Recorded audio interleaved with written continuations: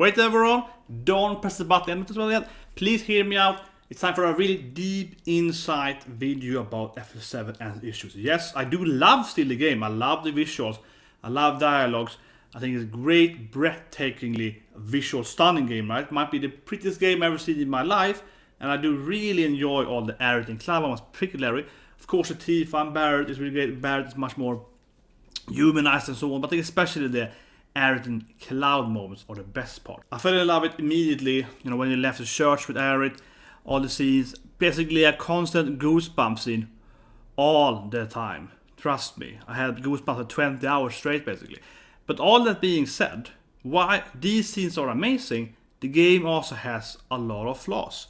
And I think in particular then of course the gameplay, combat system, the core gameplay, and a lot of other weird decisions, and the lack of mini games and so on. And I want to discuss it here, right, in a long, in-depth video, because I do feel it's kind of silly that everyone's like 10 out of 10, 10 out of 10, best game ever, when I would say, in the shortest, nicest way possible, say this is more a movie than a game. So let's talking about it, but the first, the party issue of the game. It's very non-JRPG and it has no freedom whatsoever. And adding red in the end of the game, and then you can have him and use him with the Shinra and the Colosseum and so on, would give the game a lot more combinations, right? Would give a lot more mathematical combinations. So that would be a huge difference. So we only have 4 playable characters and 3 active members. That means that you have only 4 in total different combinations of parties. You can do the math. It's pretty simple. For example, so you have 3 children, 4 presents, and I ask you how many different ways can you hand out the presents, right? What present will be left behind?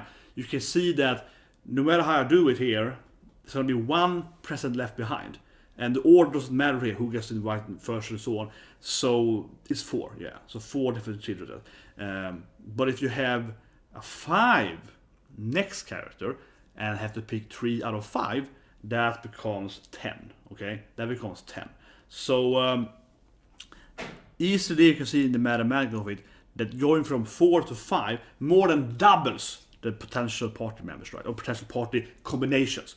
So that's a huge deal right there. Yeah, more than double. For example, go to 6 members, it grows, right? But you can see already there that having exactly about the direct party there, 4 out of 3. It is that's very, very few. It's very, very few. Basically just playing one party, right? And it gives you very the freedom to pick and so on. Because one thing I really like playing this game, for something I don't know all my life, but it's that when you play these JRPG games, you typically get your party, right? And you play the game and this is my favorite characters, and I'll play with them and so on, right? So for example, right, in the classic FF7, you of course have in total 9 party members.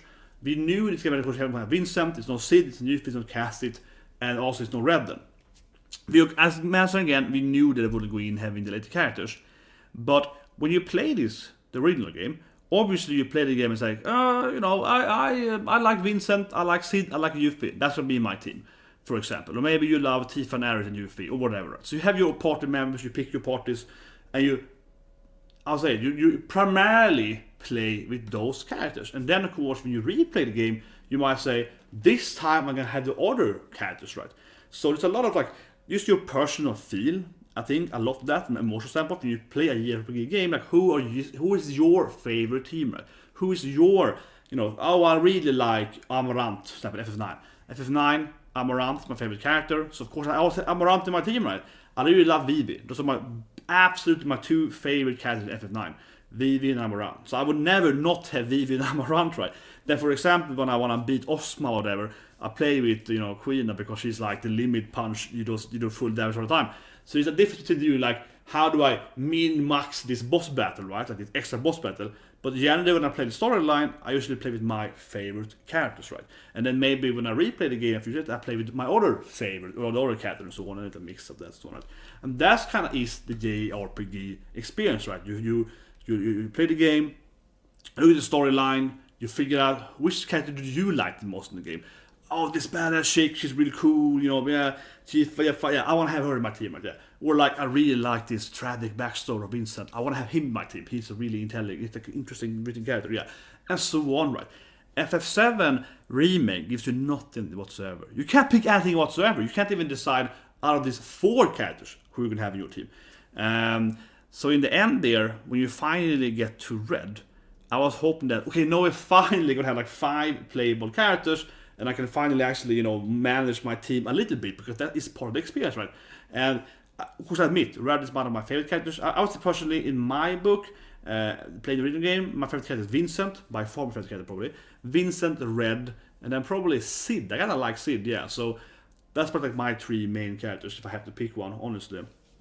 But so maybe a little emotional lore of the Red then, but still, I think it's more about the objective fact that I can't manage nothing whatsoever. And here's another point of the game then. It's very important to talk about. The game basically forces you to play 2 characters all the time. So most of the time in this game, you're gonna play as 2 characters, not 3 characters. Even if you actually have, a party of 3 and like out of 4 and so on, right? But half of the game, at least, you're playing as 2 and 2 and 2. And I think that the game has a lot of faults in its like game mechanics, right? In the system. Not because it's like a inherently bad fight system, but because this is so easy. I think that's an easy way to say it.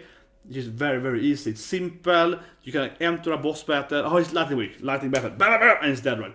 A lot of the fights are incredibly easy. And of course, you have hard mode after you beat the game. The game is very, very streamlined. And a reason then, from party, design and so on, right? Because I'm bored with the game stuff and so on, is that because you're only playing 2 characters, half of the boss battles, or generally, fights and so on, they're going to be simpler, right? If you had 3 characters when you fight this boss battle, the designer would give the boss more abilities or have better stats. It would be harder to beat, deeper strategies, right? More materials. Because just think about this thing: every character has a number of material on them, right? And if you remove one character, obviously you're gonna have way less material. 30% less material, yeah, it gives you a lot more limited, both customization, freedom, whatever you want, but also limited what the boss can do, or if the boss is just too hard, right? So when you finally get Red, he's gonna be in your party, but not be playable. And he's gonna be, so you have like 2 different teams of 2, and he jumps between them, but he doesn't actually play, right? So he's like, oh man. So instead of being hard, the last chapter is really easy because you're playing again 2 characters. The chapter before that is basically harder because you're playing as 3 characters, and you have to manage 3 characters better, right? But if you're playing only as 2 characters, the game is absolutely easier for most of it, right? Yeah. And here, of course, if Red was playable, those boss battles with him and so on, he's just there as an NPC, would be a lot more interesting, right? So already there, it's like, man, he really should be playable here, because then these fights here would have been more interesting, would have been more challenging. The game has a very challenging, that's probably the most fundamental issue the game has, the challenge aspect. The game is too easy generally. And again, then, it's too streamlined, so to speak, right? So it's a big issue there with not being able to play Red, just from that standalone aspect, that okay, this chapter is like 2 against 2, and so on, right? But I really think it's an interesting feel to the game then, because the game constantly does this thing, but you can never actually play all 4 characters, or part between them. You always like lose a character, and of course the storyline is kind of like that. But if you ever played the other games, right, or other JRPG games, like for example you play Suikoden, where you have 108 characters, in this game, it's a lot about that party, right? Picking out your party, picking your characters, and so on. Of course, Suikoden 2 has like 50 characters aren't actually active playable, like your army guys and your shopkeepers, but still, you have a lot of options there, right? That's a typical JRPG experience. In this game here, as I mentioned, you never get experience, and even in the end of the game, when you get all 4 playable characters, plus Red, which is kind of there, not even at that situation, not even at the last boss or whatever, are you allowed to pick your party. The game forces you into like this cutscenes where aerith drops off there, so Tifa jumps in, and then it swaps. So the game is constantly forces your party, and because of that reason, you can really feel how the game is also easier, right? Because they know that we can't make the game too hard, because the player isn't allowed to even like prepare that well for the battles. So they kind of like make it easy, so any character kind of come in and you just kind of owns them. Of course, you can kind of have a specific what happened, but still though. So it's a lot of issues with that, and you can really see how if Red was playable at this last like 5-6 hours, it would be different, because again, you need more members in the game, right? You need members in the game. some people will say, oh, but it will only be for like 5 hours, right? That would be too little, so on. Not true at all, because obviously, as any Final Fantasy game, the game has extra content, it has New Game Plus, it has Game Plus and so on, right?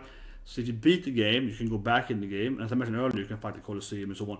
So why, the big part of playing these JRPG games, is, especially for fantasy, is to defeat, Ruby Weapon, Omega Weapon, right? Emerald Weapon, whatever, and in the other JRPG game, same thing there, right? Wild Arms, the Barbarossa, the monsters and so on, yeah, basically also weapons, and so on. Like, typical of all these JRPG games, you have the extra boss battles, right? And so on. So even if Red would only be playable for the last 5 or so, maybe a little more storyline hours after you beat the game, he should be playable then, right? For all these extra bosses, for the mini, extra content stuff, right?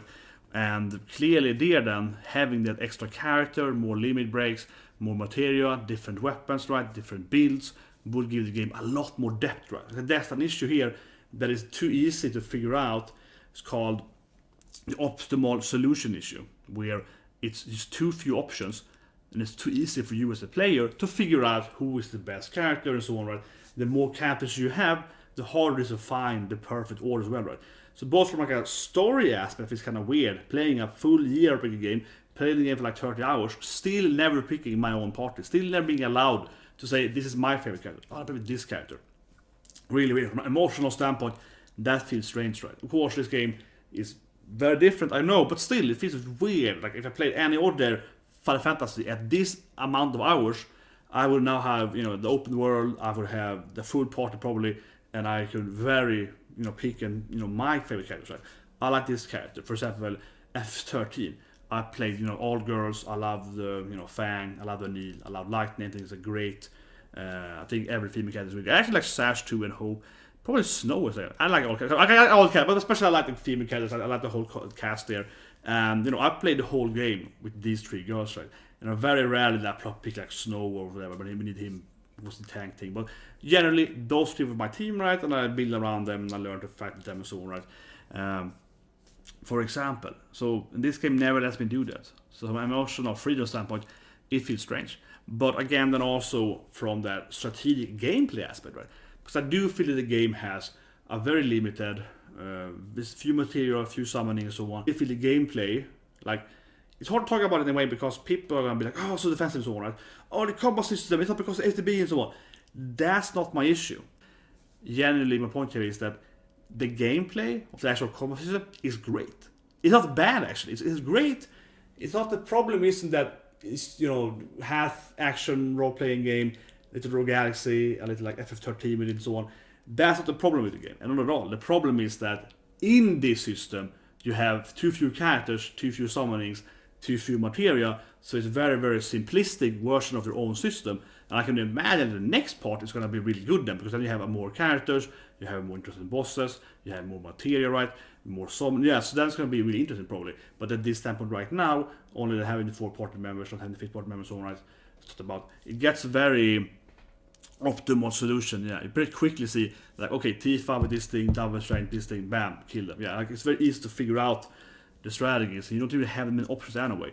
So it's a very like limited game, right? From the freedom aspect, both from an emotional aspect, who do I like in this game, and who do I want to play with? From like a a design, min, max, combat aspect. In my opinion, the most glaring issue in the game that you're playing this game and the game constantly forces you to be. No, you have to play with Barret now. No, you have to be Barret. Tifa is gonna run over this, and the game actually does the kind of weird stuff. Honestly, sometimes. For example, there's an issue.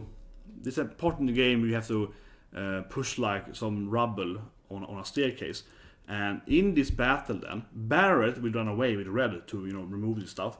You have to play with Aerith and Tifa, and to me that's kind of strange. If I from a gaming aspect, I want to have Barret in my team, so why can't like Tifa run off and throw this stuff away? Because she's really muscular. Tifa is strong, right? So for me, it's like, oh, this is happening because they want to have like Barret and Red having some like comedy, some jokes and so on, right? So it's kind of like the very forced narration aspect. The narration there removes the freedom of the party gameplay, right? Again, in any other JRPG or other fantasy games, you could absolutely pick your own team there and then the game might still do that cutscene or whatever afterwards, but you would obviously have your freedom to say, I want to have barret aerith right on this boss. I don't want to have, you know, tifa aerith. I want to have barret. Yeah, I want this combination.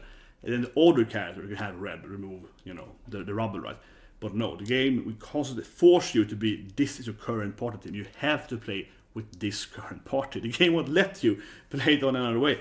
And that is really strange, right? And again then, because when the red appears, he's there for like at least 5 hours and so on. And you really feel like, man, if I could put him in my team here, if they give me some more options, if they give something from even that aspect, it is very unfortunate then. So again, combat system feels really good, but it's weird that I can't at all even decide my own team.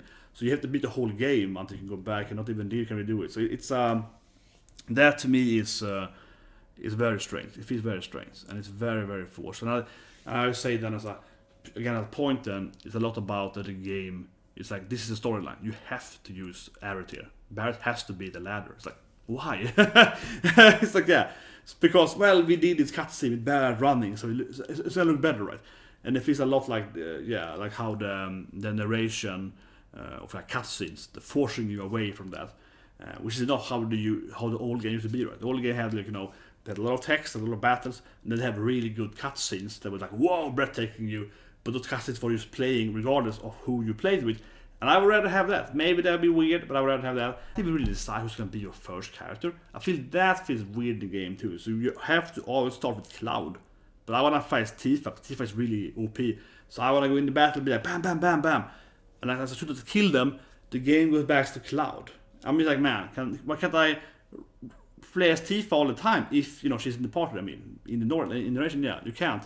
And that's mainly because Tifa and Aerith, especially Aerith, they will run forward, they will run past you and show you the map and so on. So instead of having Cloud doing that, it's like it has to be Aerith doing that. So you can't like play this character as your main character during the battles, because you're gonna swap back to it all the time. And that to me is also like, wow, you really should be able to again like pick who you want to enter the battle with, and also, you know, be kind of like your main girl or whatever when you fight someone, because it goes faster, it's smoother. But the game will force you back to Cloud all the time, so that the other character can like show you or be like, hey, over here, something, yeah. And it's just like, that to me is really weird in the party thing too. Like, I can't even decide in these three characters who's gonna be my main character, who's gonna be my main lead and so on. Right? Again, look at F3 for example. F13, you can always pick who's gonna be your first. F12, any character, yeah, that is way better. Who's gonna be the first character you play when you enter a battle, right? That kind of motion, and then also then. When you defeat the enemies in Remake, it jumps back to Cloud all the time. And then you move 3 meters, and there's a new enemy fight. And it's like, I want to play Tifa, so the camera goes like this, right? So the party thing in this game feels really strange. And then having not red being playable, it's like an end. It's an end weird, yeah. So party issues, that's it. So for example, in this battle here, right, you're forced to play Aerith and Tifa. Let's now go in and talk about the biggest chunk of this video here, of the insight of the deep attention video. Of course, the combat system, the biggest new part of the game, and to some extent a very good combat system, but is it truly utilized and it's truly reaching its own potential, right? So the good part here. And I'll say immediately, I feel that the combat system is fun to play, but it's not challenging enough, especially not on normal. And that will be one of the first things we talk about here. It's going to be the biggest chunk of me, absolutely. The combat system. But I'll say one thing first of all, FF15 was way worse, okay? And I really mean it, FF15! Whoa, was this combat system not enjoyable. It was just so button mashy. You never died, because you could items all the time. FF15 I think is the worst combat system almost ever in a fantasy game. So don't get me wrong. I want to say to me, I don't think FF7 Remake is the worst combat system ever. Not at all. But I think it has some glaring issues. But like FF15 again, man, this game was oh man, it's just it was boring and it was easy and it was such a button mash. And what can I say about 15? Even like the last secret bosses are still really easy. Like they're incredibly easy. I remember when I played 15 and I went the wrong path into the hardest, the clock place, you know, the hardest special dungeon in the whole game, not the 100th floor, but like before you beat the game. And I accidentally, in a pretty early, but I was in a very early, very low level, still beat the Earth Dragon without any issue on the first attempt. I honestly never died when I played 15. So it could be worse, right? But what are some of the issues then with Final Fantasy VII Remake? Well, I think one thing here you can say immediately is that it's very similar to Final Fantasy 13, right? I'm not gonna make too much time here comparing it to other fantasy games or other JRPG games. Then I guess it's for a few days, but it is clearly more similar to FF13's paradigm shift, the whole ultimate dimension system, right? You're fighting, the other two characters are doing their own stuff, and you're controlling your main character, you can swap and so on by doing different shifts, right? Of course, FF12 and other fantasy game has similar thing, and of course, FF15 also has you playing one character in order to doing their own stuff, right? So of course, similar to that, or similar to, for example, like Rogue Galaxy, right? You have your character, you command those guys. So it's similar to like Secret of Mana, right? And so on. You play your character, you get commands and so on, right? But 13 is the one where it's most close to because you have the FTB stuff. You can do kind of fighting, and then you do your abilities when it's up and so on, right? And I'm really wrong with that. But I'll say immediately here, really immediately, just to kind of get the ball rolling here on the bad stuff. 13 is much better. Okay, 13 I think is a much better combat experience than FF7 Remake. And I think it's a lot better. Not even like, it's like a lot better. And that doesn't, the thing is that FF7 Remake isn't necessarily like a bad combat system. It really isn't. And that's the weirdest thing with the game, because I don't really dislike the actual combat. I don't dislike how it flows, how it's all the different characters, kind of the speed and the ATB system, kind of how inherently it works. Everything that's actually pretty great. What I'm really missing in the game, I think first and foremost, is any challenge, right? It's just way too easy. The game is just incredibly easy. I died in total, I believe, 4 times, and that's like on a bike, including the bike that there. And it's not what to say really. It's just so incredibly easy. And of course, people say, "Oh, but you have hard, really hard as well." There's a lot of issues with that. I'll comment to that later, but I think that immediately, to defend and say, but hard is really hard. It's like, but why can't I play hard right away then, right? Because I have to first play the whole storyline, experiencing no shadow whatsoever of the normal enemies. It's really boring. Like the last boss, spoilers here, spoiler, Sephiroth, the last boss. First attempt, defeated him very, very easily. I didn't use items either for that matter. Didn't need an item, I used tifa and just completely crushed him. It was super easy, and I really mean stand by it. It was very, very easy. It was very, in a sense, very unsatisfying, right? Because even if you have this mode later than that hard mode that you can play afterwards, but the first time I get to Sephiroth, the first time I get to the last boss, where you know what earlier, and you defeat them all, you know, that doesn't give you that rewarding feeling in the game where I can defeat the last boss so incredibly easy. And I really mean easy too. It's like bam, bam, it's that. Yeah, it was like super. It's basically button mashing down. Yeah, it was very unrewarding from a gameplay perspective, right?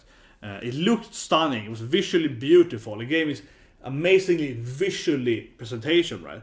But again, from a gamer aspect, when you actually playing the game, not as watching Advent Children, when actually playing the game, it's like bam, bam, bam. Oh, he died. Oh, that's it. Oh, I can play hardball, I guess now. Yeah, so immediately, I think there's an inherent issue there by saying that, well, you can replay the game. Yeah, but I already beaten the game. I'd much rather get to you know, the last boss or all the bosses on a hard difficulty immediately, have to struggle between them, and then when I finally defeat them, it's like, I got him, and then I go on, right? Yeah, much more better. That being said, I want to really make it clear here, because I know people say, but FF7 wasn't that hard, FF10 wasn't that hard. There's a huge difference by saying that FF whatever 7 Remake in this case, then 7 Remake is very, very easy, and then someone can say, oh, but have you played like Sekiro or something? It doesn't have to be that hard either, right? It doesn't have to be on the level of those famous hard games, and I would say immediately here, for that matter, Sekiro and so on isn't even that hard. And that's it's another video, but I would say here, if you ever play a game, like for example, like a Street Fighter or StarCraft or something like that, like a PvP game, we have to like really do all these combos correctly, and all the guys like learning what you're doing and so on. That is so much harder. I mean, sit there and play like a tournament in Street Fighter or a fighting game, Guilty Gear, whatever, BlazBlue, and you're fighting a boss, so to speak, another good player. That is incredibly a lot harder. So I really want to make it emphasized clear here. I'm not saying that FF7 or the other JRPG whatever has to be on that level, right? They don't have to be close to that level. And again, as I talked about, like, you know, whatever, PvP games are much harder than single player games, and they're always going to be, because you're playing on a human who's trying to defeat you and so on, trying to see what you're doing and so on, which a computer maybe, I guess potentially an AI could read your mind and so on, or they could cheat it, but still.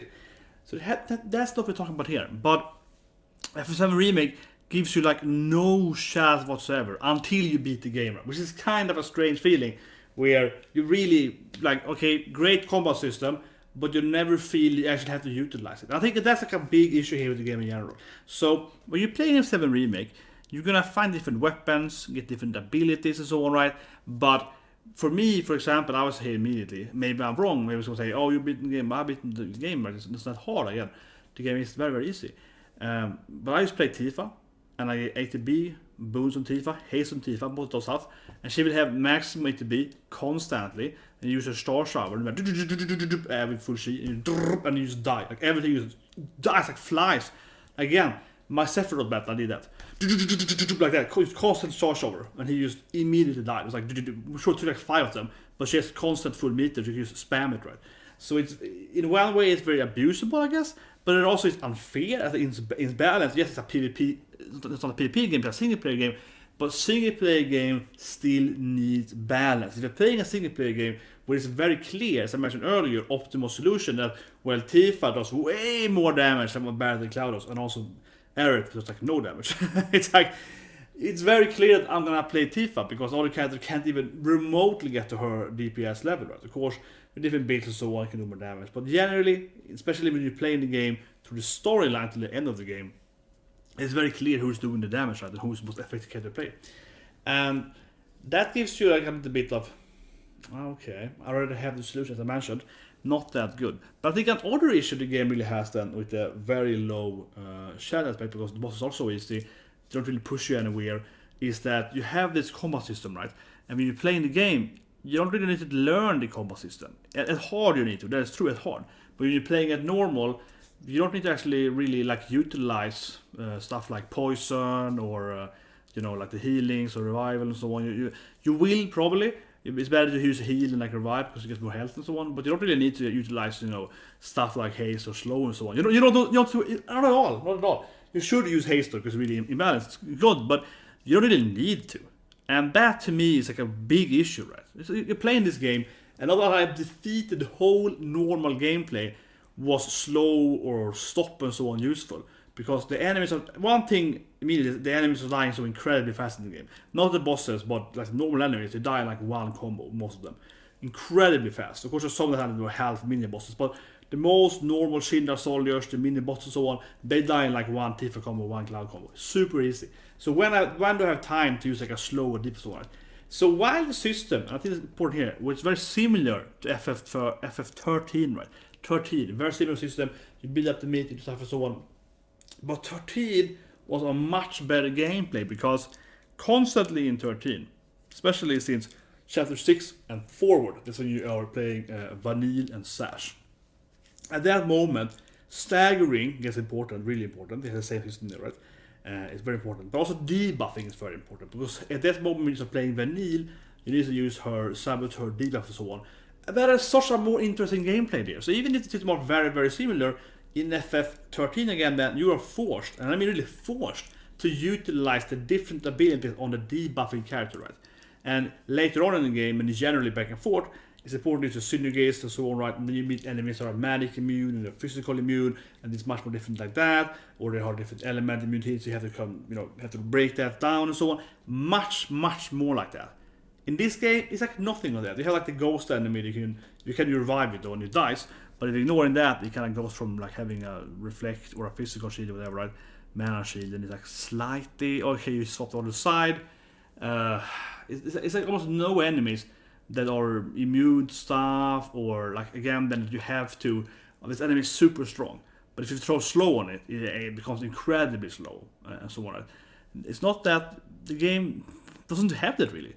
The game doesn't have the kind of features of, again, debuffs and buffs and the system or the combos of different synergies between characters. Not really. You have a lot of special abilities, but it doesn't really matter so much. And we're not even talking about the balance here yet. The balance, then again, for example, Tifa, not only she's obviously quite strong, especially during the playthrough of the game until you get to the final levels, When you get maximum level, it's a little more balanced, right? But during that time of the managed by stronger. But also that on Tifa, her abilities are very imbalanced too, right? One of the abilities does like 10 times the damage the other one does. So why would you ever use the other abilities? Like they have incredibly little utility, right? Compared to just killing everything anyway. And what is true that these abilities on Harden have a little more meaning because this is gonna do this and this. Oh, it's gonna shield you and it's gonna do that. Yeah, so it's gonna do this, wait, and this. Yeah, they have like extra utility or extra, advantage using them. A little normal. And I think we have to look at normal here to begin with, like the first playthrough of the game. When you look at normal, they're all useless because Tifa can like one-shot every enemy to the boss anyway. So what's the point of using her, or the evasive ability? Oh, you do damage and you away. Well, I can just kill the enemy, right? So it's that's like a huge issue there where you don't really have to learn how to use the abilities. And then so the best you have to play the whole game, beat the whole game, and then you can replay the game, and then it finally starts feeling like you're kind of playing a game now. Because there are a lot of issues for this match. It's a lot of points here though. But I think immediately there that the game is so easy and you don't really need to use that stuff. It's really weird. And comparing it to something on the complete other side, for example, Dragon Quest 11 full draconian mode. Full draconian mode in that game is the complete opposite. Oh, Jesus Christ! For the full draconian mode, you have to use everything: blunt, dazzle, sap. You have to use every debuff, every buff, every damn ability you have in your library of spells. Whereas you're screwed basically. Right? You have to constantly use every damn ability perfectly and so on. Whereas you're gonna die constantly, right? That game is horribly hard for the draconian mode. But that's kind of like the complete opposite of what we have here. Here instead it's like, oh, here's an enemy. Oh, it's like fire weak, but whatever. I just blizzard on it and then punch it. And it dies anyway. It's like, I don't need to use fire magic.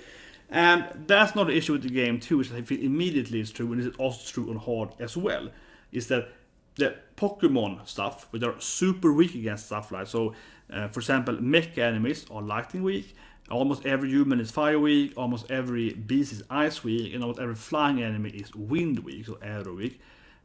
If you throw the spell they're weak against on normal, they almost immediately always die. They die from like one thunder. On hard, they also basically die from one thunder. And if they don't die, they get staggered or very close staggered, and you hit them with one combo and then they die, right? So all the like normal enemies, they aren't like kind of mini bosses or are clearly like a bigger mecha that's like, kind of I would call it mini boss, but it's like almost a more, significant mecha enemy to fight. And usually fight them alone, maybe two of them, but like usually alone then. So like a mini boss in a way, I guess, but not really mini boss. I say some kind of quarter boss, whatever. Right? Those kind of guys, they won't get like staggered or so on. But then you have like thunder, and then they get staggered, and then it dies, right? And there's really no strategic depth there. You just have to assess them, the scan ability, figure out what you're weak against, and then use that ability. And again, as I mentioned, they're always following the same formula: mecha, lightning, and so on. And that, for that matter, I feel like a side note, but I think that's an issue in the game too. That when you play in the game, it's like you scan every enemy, because it's a quest to scan the enemies, to do it anyway. But it's also kind of weird that you fight these like dogs, for example, and then the next dogs, and the next dogs, and then you fight the scorpions and so on, different kind of beasts. And they're all ice weak, every damn one of them. So what's the point of scanning it? After a while, you kind of feel like, I don't need to really use scan, because it's so obvious after playing the game for a few hours that they're always just following the exact same formula.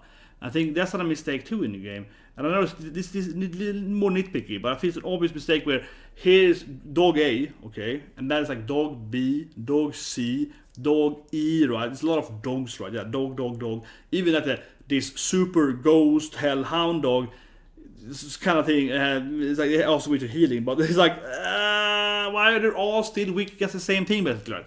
So the whole hierarchy of the same enemy never changed. And that to me, not only is it boring, because it's so obvious as a player what to do against the enemy, but it also feels a little almost unnatural for the game world. That's like, oh, I'm gonna build a mecha, oh, I was lightning weak, and then I build the next mecha, also lightning weak, and then I build the next mecha. If I was an engineer, I would improve and iterate my process, right?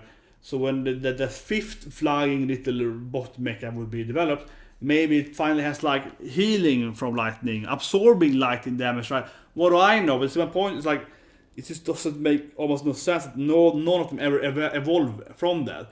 Why can't it be like an ice dog, right? They can heal from taking ice damage, and it's against fire and stuff because it's a blue dog or something. I don't know, but it's just that would make the game better, honestly. I think it's a little nitpicky at that point, but I do think it's still true that if a mecha with like a lightning rod appeared that would be healed by lightning, like normal enemies would appear like that, not a boss enemy with that kind of ability, I would like that a lot actually, if it was more like that, honestly. So all the normal enemies then, they're super boring and bland. I think that's true to say. From like a fighting perspective, they look great, they visually look great and so on, but they're all the same. And it's a very noticeable thing that when you're fighting that 11th different Shinra soldier, that they all are fire weak, and what the best thing is you have fire material on your blade, so you get like hitting with fire, and you just combo them with like a fire, probably tifa, punching them with a fire combo, that's a fire punching them. They are almost always gonna die or get to stagger almost immediately. And if you don't stagger, so have more defense points, you get a full ATB so quickly, so you throw one fire on them and they die, right? So it's like, it is, and it's the same thing over and over again. It's just a repetitive, exact thing, yeah. And you know, you can always say that with all the JRPGs, oh, it's the same thing here, so, but I don't think that's true. I don't think that's true for most of the other fantasy games and so on. That, yes, of course, there is this generally, but if you play, for example, again, F13, you're gonna have another reoccurring enemy, and some of the enemies now like spell immune or whatever, right? So they actually have a lot more enemies that have a lot more properties. So I think that's one thing that feels really lacking in FF7 Remake and generally. What happened with all, like the, look at it like this. You're designing a game, and you have, let's say, 20 game mechanics, like stun, buff, slow, you know, yada yada yada yada yada, and so on, right? You have these mechanics, right? You have those ones, you have the fire, the lightning, and so on. And from having that, you can combine the different mechanics, right? That's kind of like designing or working creatively inside the box. So basically, you have these 20 mechanics. You're not allowed, as the designer here, to add more mechanics, but you have to figure out different ways to make the mechanics be interesting and fun, right? So it's like, basically, you work on this game, and it's like, well, you can only use like slow and stop. But I want to have this time ability, like time warp, but no, can't. Time and stop. Like, okay, fine. So, but from that aspect, then you can still make a lot of different combinations. Oh, here's an enemy. It can throw slow all the time, and it will haste his allies. You know, one enemy. Next enemy is like, oh, this guy throws stop sometimes, but he's weak against haste because, you know, whatever reason, if you haste him, he dies because that's so stupid. Whatever, right? You can work around those mechanics. Like, for example, it goes so weak against revive, so why wouldn't have like a time enemy? It's just, I mean, right? So that's the working around with the same mechanics. And not just mechanics, from a development standpoint, you're working around with the same graphics and the same visualization, right? Because of course it takes time to develop this VFX effect for the time clock, right, or for the slow effect, the VFX and the icon, the debuff, all of that stuff, right? The text and localization text. Of course, it takes time and development time. I'm not saying it doesn't, but my point here is that what the game really, really lacks is actually utilizing its own library of mechanics, right? So you have all these debuffs and so on, and spells, but the enemy very rarely uses them, if not even at all. So it's like, that to me is just kind of strange, and it gets me a little bit like, why aren't the enemies ever actually using more stuff, right? And again, go back to the other pre-fantasy game, like 12, 13, 10, and so on. The enemies are actually a lot better at having more abilities and actually use them against you and having different kind of debuffs against you and so on. And this very, very rarely happens in this game. It gets better a little bit into the game, and yes, on hard it's a little more annoying because you can't use items, so you can't remove their like toad spell and so on. So I think it's on hard, right? But it still is a lot that with the effect is like, and on that same motion then, when you go into an item, you come to that later more. But for example then, on this notion here with debuffs and so on, I never felt for a single second playing the whole first playthrough normal that I ever needed to change my accessory into being immune, right? So in the game, as in the more role-playing game, you will find items that gives you immunity, like immune to slow, or, you know, resistance to slow, or poison and so on. And also materia, warning, that's the same thing. I never felt a single time when I played normal mode that I needed to like, you know what, next to fight this enemy, I'm gonna change my items, I'm immune to stop. or I'm gonna, like, put warning against poison or whatever. That's gonna make this boss so much easier. I need to do that. I never felt I need to do that. Never. What a single time did I feel that, oh man, these debuffs, oh, that is so hard, I need to fix that right there. Never happened to do that. And that just removes so much, strategy and so much reasoning. Okay, the game has like huge 20-30 different accessories, but the only ones that are good, at least still normal here, is just like straight up, right, and magic up. Yeah, you only need the DPS one, or maybe the more health or defense point, but the stat increases one. The one that gives you different, again, abilities, immunities, and so on, are completely pointless to have, especially later in the game. Actually, less in the game than that was the one. Yeah, it's just, they don't do anything really. So that is like, it is disappointing. And I think again here, what is important to think about is that it's not that the game has a lack of too few abilities, too few mechanics, even at issue 2, but it's mainly that they're not even utilizing the current mechanics they have, right? There's too few enemies that utilize them, and there's too few times you as the player also need to use slow and poison and so on. It's kind of like posting an enemy, it's gonna die anyway super fast. It's never no point using it. So all of that strategy around using abilities and accessories and so on, it's kind of a mod point. And even on hard, it is usually almost every enemy in hard also be the mod point. It's like the thing you need is the elemental into your weapon, right? So you do the correct elemental damage against the enemy. Even on hard, that's what you need basically. You don't really care much about like, oh, this guy's slow. Of course, eventually you meet some enemies that are very annoying on hard because you can't remove their debuffs and items, and then you kind of want those accessory defense systems. So again then, I think it's important to think about the Apollo culture, it's called, working inside the box. So you have the box, right? And this box has the mechanics, the rules of the game and so on, right? When you work in these kind of games, and it's like, but why haven't they used everything inside the box?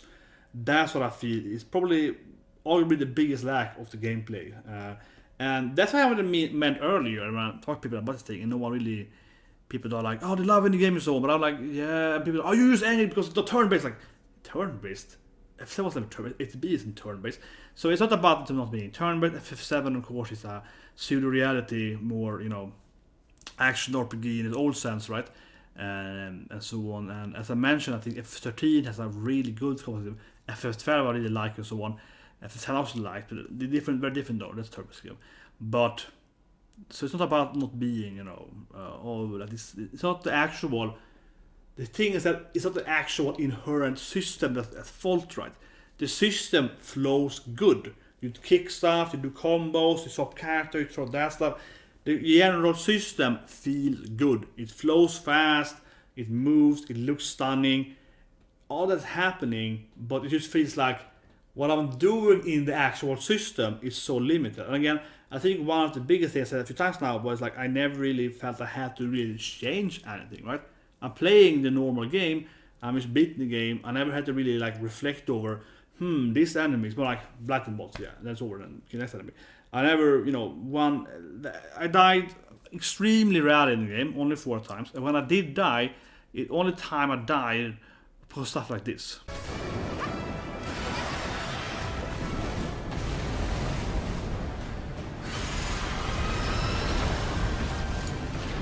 So I can see the complaints coming in. Oh, you died on Leviathan, you scrub, and so on, right? But no. My point here is that, yes, I did die on Leviathan once. That's like one of the few deaths I had, right? And the reason I'm dying is it to me comes off very gimmicky, but not gimmicky enough. So let me try to explain things. First of all, Leviathan does this tidal wave. It does insane amount of damage, right? And the problem here is that Leviathan does very little damage otherwise, except for his like this dive thing. But rest of them does very low damage. You can just grinding him down, shipping him down. It's a very easy boss battle generally. And suddenly it's like BAM! You died. And that only kills you once, right? After you see that once, the strategy is to understand immediately, okay, I just posed, anti-magic damage on me. Mana, magic ward, bam. And you win, right? So the very basic level of strategy. It's very similar basically to seeing that, oh, this boss is weak against fire. This boss is weak but is strong in very high magic damage. I put on my anti-magic and I win, right? And there could be so much more with that, right? They could frame the game a lot more with that, where it should be, this boss can do X, Y, and Z, and think about all those factors. But I never really do think about that. And another issue is, when you talk about gimmicky stuff, because if it's gonna have gimmicky to me, is that Final Fantasy has done gimmicky a lot better. For example, you have the mime FF5, you beat it by doing nothing, so you can't mime you. You have the reflective trigger, like in FF12, FF6 and so on, where the boss have a Behemoth in FF12, where he's immune to magic, or he has reflects, but he has weak as magic actually. So you need to put the reflect on yourself, right, and throw it on yourself, bash on him, and he takes a lot of damage. That's how you defeat, the Behemoth, in that case, the best Behemoth. King Behemoth, his name is, whatever. And that's F6 had first, and so on. So it's a typical thing. Feels gimmicky, yeah, but it's kind of like a funny gimmicky thing, where it's like, it's like a several step gimmicky thing, right? Tidal Wave is, in a sense, he does insane damage. Yeah, and, it's kind of a boring gimmick thing, right? Oh, yeah, he does high damage. And it's analogy now, but it's the same thing with like Absu. His summons like 20 different, offsprings, and you all do water wave and so on. Suddenly you take insane damage from taking no damage whatsoever. The first 90% of the fight is like no damage. Suddenly it's like shit, so much interrupting damage, yeah. And then you will die there. But after that point, it's pretty boring. After that point, it's just easy. I wouldn't, maybe boring is a hard word, but it's too easy. It's too streamlined. You kind of yeah. And you kind of suddenly it's spiking so much. And I think again a problem then is that then the only bosses to do something interesting, or put a challenge for you, is all about just high damage. It's not like they have these really cool anti abilities and they like stop you like this, and this thing happens, and you have to avoid that. And think about this stuff, you have to put on these immunities, think about this stuff, and this stuff, and this stuff, and this stuff. It really isn't like that. It's more like, you do have damage, okay, I'll do this thing. If anything, when I play the game, I feel I'm more shocked that anything actually was suddenly so much hard. I mean, playing the game is like, that was suddenly kind of like that, because you get kind of, you turn off your brain after you play the game, because it's just so all the time stuff is just like letting you win, right? It's kind of how it feels. So it's a lot of problems with that, and it's also not really set up in a good way, right? Because again, if the boss did more magic damage beforehand, you would have the thing prepared. So it's kind of like a cheese. So if you know what a cheese is, in for example StarCraft, and you play StarCraft, a cheese is something. If you don't spot it, you probably will die to it, because it's like a crazy all-in strategy. But if you do see it, you're gonna win easily. You can counter it, you're gonna win easily, right? And sometimes when you see a new cheese, someone invents a new cheese, no one since before in the life, it might be like, wait, how do I counter this thing? Yeah. And the first time you see it, it's like, oh shit, this is super complicated. But then as soon as you know how it works, it's super simple, right? For example, I know this typical many fighting games has the, for example, Cervantes Caliber, where it's a teleport attack.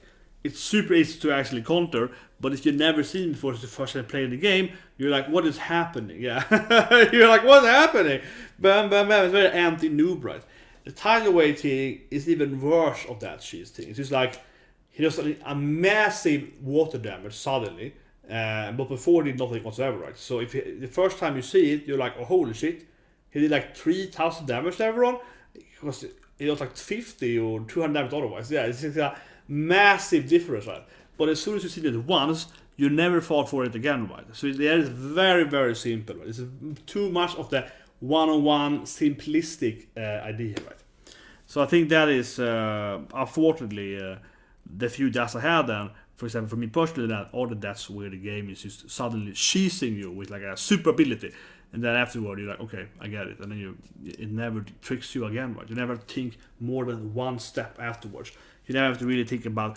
And as I mentioned again, then Final Fantasy in all the JRPG has a lot more cheesy battles, right, so to speak. But I would prefer it then if it's like complex cheese. Honestly, right? If it's gonna be it's kind of like gimmicky, this boss this time, I think it's much better if it's much more complicated. With several steps of layers of understanding this weird thing. And even if you then get the puzzle speak, so you understand the puzzle and you do the puzzle, it actually is easy. And what I mean is that, of course, the puzzle itself can be hard, but when you solve the puzzle, so to speak, you know the exact route to take. is actually surprisingly easy. That can be a thing, and we've seen other fantasy games and so on. Surely that's a thing here. But I would much rather have a complicated puzzle. When I solve the puzzle, it's very easy, versus a very, very simple puzzle of, oh, how I manage it, and then it's very, very easy, right? So that's what I mean here, right? They're not really utilizing the mechanics they have in their box of the game mechanics, right? And it does actually kind of feel like the sad again. I inherently actually like the battle system, but they're not pushing it at all, right? They're not pushing their own system. I can really see how the next game is better with more characters, with more abilities and so on, right? But it's just not really happening here. So another point I want to make that we talk about more, right? We talked about the port thing earlier. That's an obvious issue, but the game also lacks a lot of other stuff. It lacks material. It lacks summoning. It lacks all of these different aspects. It gives you options, right? The game has very few material. And again, back to all the stuff then, the game doesn't really have all the material. The game doesn't have any new material, except very few blue material as well. And all of that gives you very few options. And I think it's true here as well that not only do you want the game to just have, I'll say it, all the old materials, but also that, you know, maybe throw in some new interesting passive materials, like every time I take damage, I don't know, torn down, whatever. There's so many materials they could have created, right? They could be new, they could be interesting, but they just don't. They have like the I hit with fire damage now, yeah, which is a good material, but I hope so what I mean, right? But there's so much stuff you could have done with the materials, which just didn't. People are defending and saying, oh, but you have few material in Midgard. Who cares? This is a full price costing game. You have to compare the actual gameplay, right? And they just didn't. So that feels honestly harsh being said, but it kind of almost feels lazy that they didn't they added in so few new materials, right? That feels weird to me. And also again, summoning and so on. It's just like so few everything. So style over substance, still mainly a part of the combat system issues here, but I will say it also has a little bit part earlier. And I guess that is kind of already been talked about a bit, right? With like Barret having to remove his stuff because that's like a stylish thing over actually giving the player choices, or who's gonna, you know, shoot this thing at the ding, blah blah blah, because and removing the player choice, right? So it's like style over actual gameplay substance. But in the gameplay then, there's so many moments in the game where, especially on bosses, where there's like a cutscene happening during the fight. And from like a stylistic standpoint, it looks really cool, right? And it actually, to some degree, I have to say here, it gives me a Bleach vibe. If you've seen Bleach, where it's like first world fights, and it's like it's a lot of really cool stuff happening in Bleach. It's a very cool anime, very cool manga. But when it comes to the storyline, so it's like, what's happening? but it looks cool, right?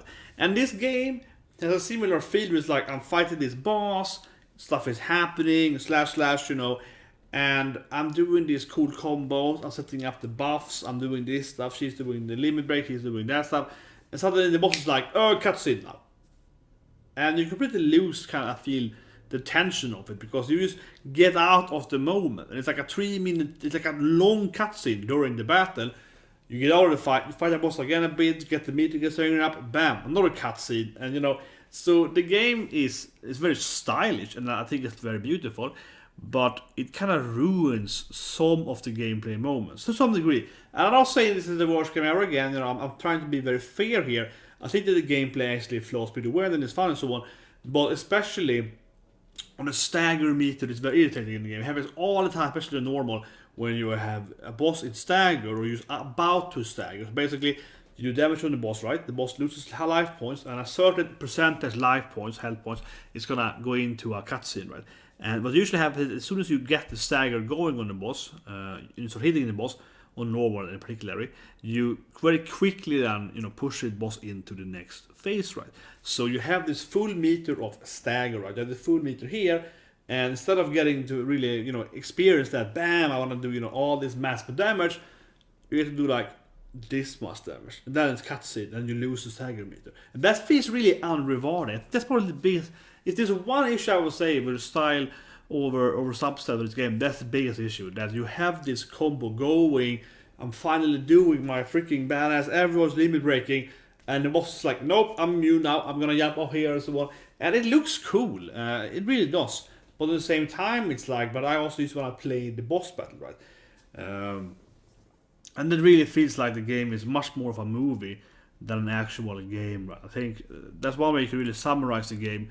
I feel it's too harsh, but in a very simplistic way, you can say that yes, the game is too much of a movie, too much of a is something you are watching, visual gaming, more than actually playing it. And it is particularly the case that when you have bosses with way too many cutscenes, Sephiroth is probably the worst offender of this, where Sephiroth will do, literally the beginning of his fight is happening all the time. It looks really cool, you get the wing out, and it's a very visual sounding battle, it looks beautiful. But from a gaming aspect, it's like, okay, first I only have one character that's character in, and you don't really feel, in my opinion, when I fought Sephiroth, I didn't feel that I was actually fighting a boss, right? I was like playing the game so much. It feels more like I'm just watching this like movie, right? It looks very beautiful again. It's like watching a movie more, and I'm just pressing some button in between to get to the next scene of the movie, because he really did nothing whatsoever that was damaging me, and I'm just beating up, right? And in the beginning, you can get more and more characters into that battle, so it looks again very cinematic, but it also means that the boss doesn't do his full stuff in the beginning. You understand what I mean? That the boss is like nerfed, right, to fit the current storytelling here. So the storytelling is really overcoming the actual gameplay, right? And I think that's the general issue of the game, right? The gameplay feels lacking, right? Both in challenge, but also in, as I mentioned, with party members, like interrupting your freedom, or this kind of cutscene interrupting your experience of the game, right? And I want to do this, that is happening, that as well. It's a little better on hard because of course you have more life and so on, and you have to stagger them several times and so on, some bosses, but it is constantly happening on normal, I would say, constantly. Obviously I haven't even played easy or classic, but I guess it's the same thing there, right? You probably will even faster get into the stagger and ruin with cutscene and so on. Of course, it's often stagger, but I think the stagger in particular is very obvious that it feels kind of off. And also sometimes when you have everything going for you, you have the aerith, like her wave, her gag meter, that have the buffs you can do in the floor, which is very overpowered. You do that stuff, and then the boss jumps away, and you jump over there suddenly, right? So now I left this field. In one way, you could say it makes the boss harder because you have to recast them, but it's just kind of like annoying that I prepared a few buffs, or like field buffs I'm actually using. Now they're gone because the boss left the field, right? And it looks cool cinematically, but for the gaming aspect, it just kind of annoys me. I'm just like, I have to recast them, and then it dies. Right? It's kind of weird. But another thing, which is not having to do with combat, but I will mention here immediately with style or substance, is that the game constantly forces you to explore also in a stylish way. Like, but I don't want to explore that thing. You have to go explore that now to get the scene where you save her with the arm and so on. The game is like constantly forcing you into, minor cutscenes. And yet they look great, but maybe I want to go to the right side and see if there's some items over there. Now you can't. You have to go back first and get the cutscene. Then you go to the right side.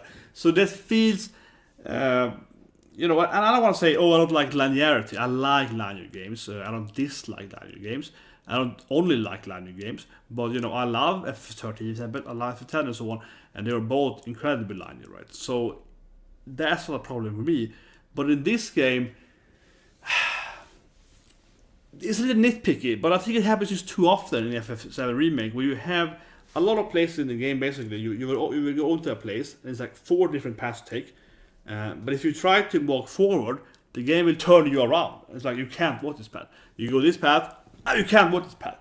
And then the game forces you to go over to like Biggs or Widge or aerith or whatever, talk to them. And it's like a really weird scene because people will say F13, it's linear, and F13 it was like just the path in F13 there was no choice, you just go to the left. Yeah. There's no intersection, right? You just went to the left and there's the next scene.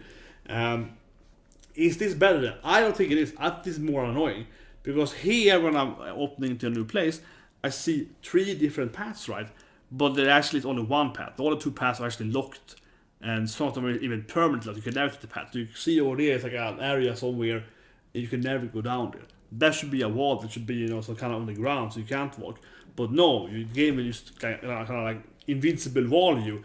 It happens way too often, and sometimes it just happens kind of weirdly too, where it's like you can actually walk over there, but you have to talk to aerith.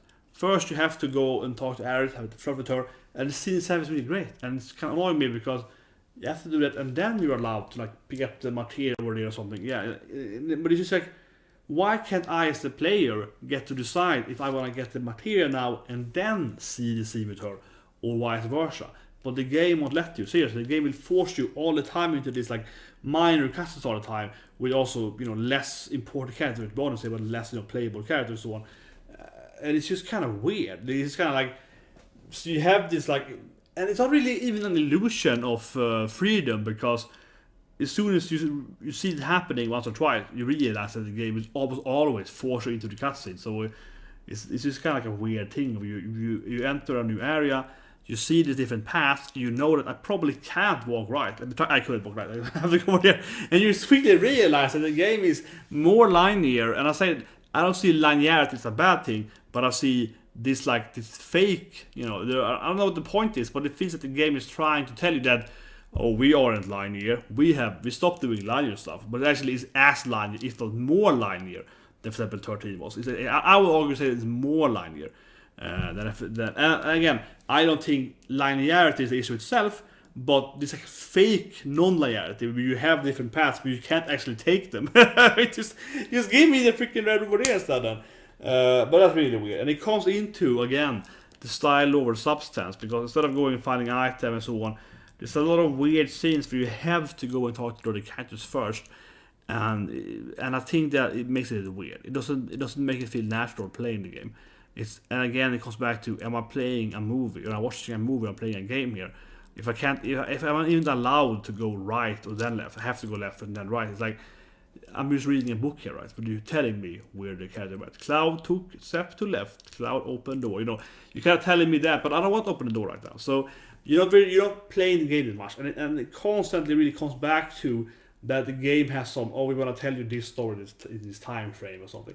And it just feels kind of weird when you're playing it, especially as it's so noticeable. I think if it was less noticeable, like let's say it happened a few times, like 4 or 5 times, probably would be fine. But it happens like 50 times. It happens a huge amount of times, and it's nitpicky to some extent. But because it happens so many times, then you get so used to it. So you, in your mind, you like again, you enter a new area and you know that, well, I can't take the path over there. I see it's a path over there, but I'm sure that the game will interrupt me when I'm trying to take the path. But I cannot try. I couldn't do it. Oh, it's above all. Yeah, it's kind of like that, and you're figuring out the game mechanic because it's so obvious how it's done. So you see it like twice or 3 times before. You know, okay, this is how the game actually works. So you keep kind of like, how would I speedrun? Yeah, and that feels off-putting them because you know that what the game is visually giving you is fake, right? Yeah. Where in other games, most other games, you get to the kind of area, new area, you say, wow, what a city, so many different paths, different levels, and I want to explore it all. And this game is like, I want to explore it all, but not like now. Yeah, and because then you're aware of how it is, it definitely kind of a little bit undermines the experience because, I mean, sure, if you could turn off your brain completely, it might be easier, but I don't think people in a reasonable sense can ignore how obvious this constant, hidden linearity is because it's so badly hidden. And again, if it happened only like 5 times in total in the game, it would be fine probably, because then we wouldn't bother. But it have like probably 50 times altogether, and you really see that pattern in the game pretty quickly. But I think it comes back to, as I mentioned a few times now with the party, right, and so on, that the game is like you have to take this right path, you have to have Tifa with you, has to be a flirty scene here. It keeps just showing you the storyline and the dialogue, but I want to play the battle sometimes. I want to do this stuff, so it does also affect then your combat and so on, or at least the flow of the combat. I think that almost also a fair point to say that maybe it's in the cities it's like a fake illusion of non-linearity, but when you're out in the dungeons or whatever you call them in the let's say fight people, it's more sometimes that it's kind of like But no, I want to I want to fight that guy and then that guy. I want to get this like quest over. I want to do that stuff. But the game is like, no. The game is like, no, you can't. You have to first do that fight over there. Then you have to flirt with aerith over here, and then you can do the fight. But I'm like, I just want to be like fight, and then I want to steal the cutscenes. The game is like, nope, we do it this order. And the game again is forcing you into its set order, right? Which feels very arbitrary. It lacks the freedom, but also then lacks. It's just, again, it's like reading a book more, right? Yeah, it's like this is what the author wants you to see, this exact order, and that's pretty weak. But at the same time, though, to the game's defense, it is incredibly visual, stunning. And I really do like the dialogue scenes between, especially then Aerith, Cloud, and then Tifa and Cloud, and also a little bit the girls together. And I do really like Marlene, embarrassing with Marlene, Barret being a lot more like authentic character, if he's really real and so on. So I do like all those scenes. So when the game forces you into these scenes, it does also make sense. So. But the thing is that I'm thinking it from an aspect of maybe I shouldn't be allowed to walk there. You see what I mean? And that might sound like a contra to my own point here. But I would argue and say that maybe the game should have been more cinematic casting, at least when it comes to exploration. Not the battles, because I think that's an issue there. The battles looks cool, but they also interrupt you so much. It's different boss battles though. But when it comes to the explorational, again, the non-linearity, you have forced to get into cutscenes and so on in a weird, and arguably not weird. Then it feels weird because you have no freedom, but they look perfectly right, and the dialogue is perfect and so on. So I'm thinking that if the game just didn't actually let you pick, like you enter the city, and the game is like, over here is Barret cutscene time, and you walk your character over here and you see the cutscene. I think I probably prefer that. I think that would have been better. I think the game should probably, if the game is going to have those dialogue moments and the romance moments and so on, some of those scenes where you can't actually walk around and so on, it's probably better if you didn't walk around there, if you just get seen immediately. I think the best time to scene is where you are in the city, Jesse's mom and so on. And I was saying the thing again, I don't hate the game. It must like hate the game because I give so much feedback here, but for me it's just like honest feedback, right? Like Jesse. Yes, it's probably the best character actually of the whole game. Think about it. So I would love to do a video on the good stuff, right? But it's but as I mentioned earlier, I feel that there are gonna be so many videos out there saying this is 10 out of 10, 10 out of 10, and I feel it's more important for me to make a video where I can be honest and say this is all issues, right? Because a few people will dare to say what the issues are, and not without being too ranty and being I hate this game. But I mean, try to be objective and say this is kind of strange and so on like that. But side note, yes, I think he's probably the best character in the new game. I won't say that yes is the best character by its in total, but from a comparison to the original, man, yes, they have changed so much. Her scenes are awesome. She's always like rivaling Tifa. In the beginning of the game, you have more romance kind of flirty with her, and it's like, man, her and the Klaus are really good in the beginning. Helping her, they have this thing, she kisses him, and it is fantastic. And we are at the home and so on. It's really good. And she has some backstory to Paris. She's lying about being like an actress at the Golden Saucer, and it's like a lot of that stuff is fantastic. So don't get me wrong. Like the game has some really good points. I think yesterday is probably comparable to the original. The biggest change still is really really strong from a story epic and so on. So the game has some really good points. But when we're talking topic here, on the same time, as soon as you leave her house. And you're gonna help Witch and Biggs, of course, Star Wars guys. You're gonna help them attack this base, and you're gonna be the decoy for her. It's like a really weird scene where I feel that the game should just force you to walk to them. It would be better. Just play a cutscene because you go off for this road, and it's this huge open area of the road. There's a big area to your right, and there's a big area to your left, and you can clearly go to this base to the left and so on. Right, it's like two big areas. That's right. And also you have the area behind you as well. But you go up there, and Biggs and Beat are standing like on the side of the left road at the bridge, kind of like at the edge. And the game is like you have to in the game then very specifically walk, up to them. You can't go like this. You can't go like that. You can't go backwards for them, but the camera angle you.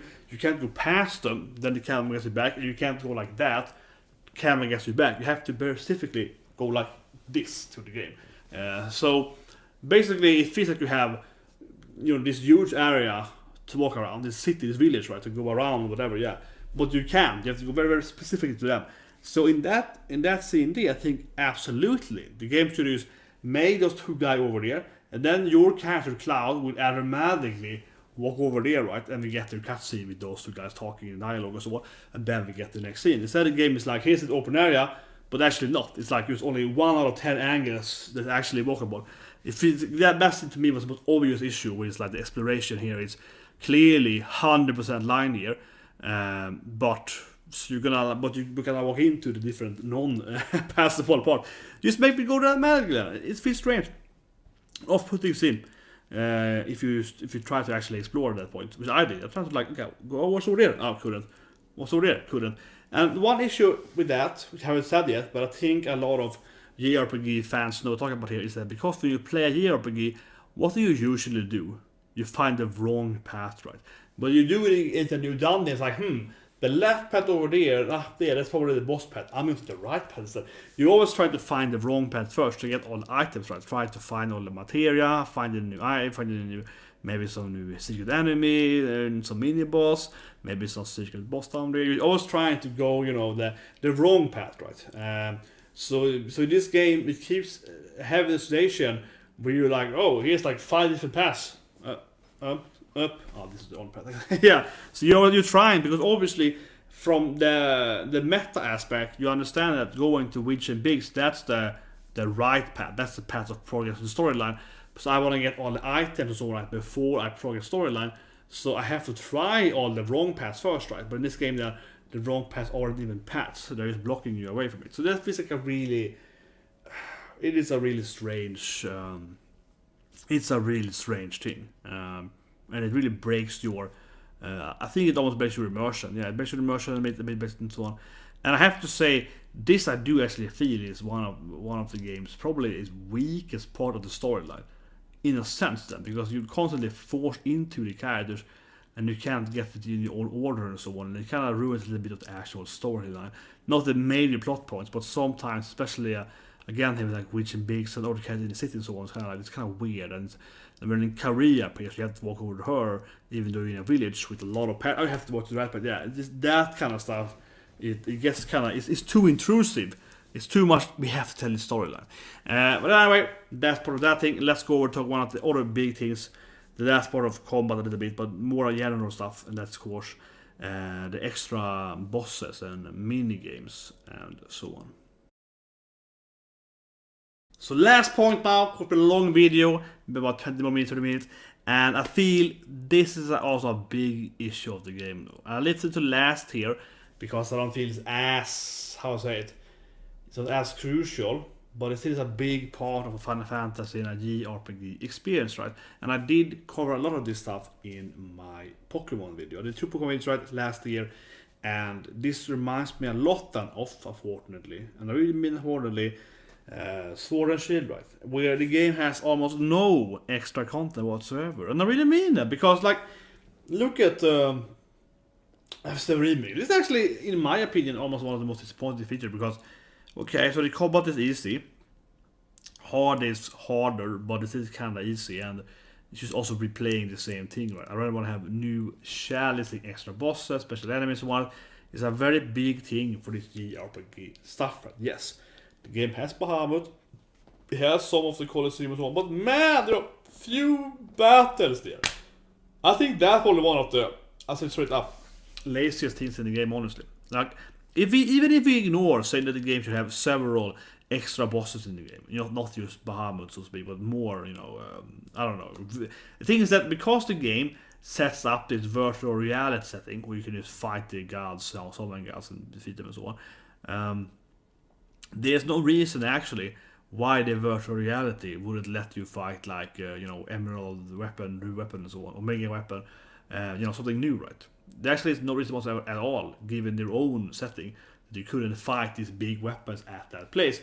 And if you don't want to have them, for example, Ruby, because it's not in the game, it's coming later, blah blah and so on, But why not have something new then, right? Shall it can be like, oh, this virtual thing can let you fight, Majin thing or Omega, see what I mean? And all the things that was in the original game, you could fight about reality as you course new bosses, right? But you just don't. It's a very lacking experience, I feel, the extra game content there. Instead, it's just mostly revolving around you just replaying the exact same game again, but harder, right? And that for me is not at all what you expect for a typical post-game content Final Fantasy JRPG experience. This is not just purely Final Fantasy, of course. We can see it in, as I made my other video, in Pokemon is the same thing, with wild arms, right? Huge amount of that stuff in wild arms. So many extra bosses in wild arms, more than fancy. So many extra bosses. But it's like a typical thing for all the JRPGs that they feature that. They feature, okay, so you beat the game, here's this stuff, or like nothing you actually have to add. Usually, as in JRPGs, it isn't like, game plus, but it's like you can find these 7-8 extra bosses, right, during your playthrough, and you're much stronger than the last boss, so you want to save and so on, right? Of course, FF7 originally had when you went to the crater, you would save there, you could go back up again before you're done in the crater, and then you could do all this extra stuff and so on, right? In the world map, and you have so much typical thing, right, with that in most games, in Dragon Quest and I don't know, Vagrant Story, you sit and drop game franchise after game franchise, right? You have the 100th floor dungeons in, for example, Lufia. You have the 100th floor dungeon in Final Fantasy 15 for that matter. You have the 100th floor dungeon in so on. No, but actually, while I gave Final Fantasy 15 pretty, I say like, okay, the game, I feel the combat system was very lacking, and the talent aspect isn't good either, and so on. I think the storyline also has some issues. So I give it a lot of flack for some things. F15 at least, when you play this game, it at least had more of the typical Final Fantasy experience. Not just open world and so on, that's what I'm talking about here. But it's like you enter, you have all the different, hidden dungeons. There's a lot of hunts in the game. FF12 was the first game where they had a hunt system where you would have a lot of mini bosses all the time, right? All the side quests. FF12 have huge amount of hidden bosses used for both the hunts and just literally summonings and bosses and extra make weapons and so on. It's so many that game. 13 has like 69 something like that, 63, 64 I think, 64. 64 missions, right? Some of them you have to do, some of them are really challenging. And so on, right? F15 then again has like 100 hunts. It's so many hunts, right? Some of them are really easy, but it is a lot of hunts too, right? And FF7 has like nothing of that. Yeah, the game is, of course, then the playtime is very, very short. One of the reasons is because you have very few side quests, right? You have things like, what is it, 30 side quests, something like that. You have very few side quests. You don't have any of those hunts. There's no extra mini bosses everywhere in the game. And even if you beat the game, the Shinra virtual reality and again the Colosseum are very poor. I think that's probably in my opinion, the laziest part of the game, because it would be easy for them to just make a lot more Shinra fights, right, or Colosseum fights.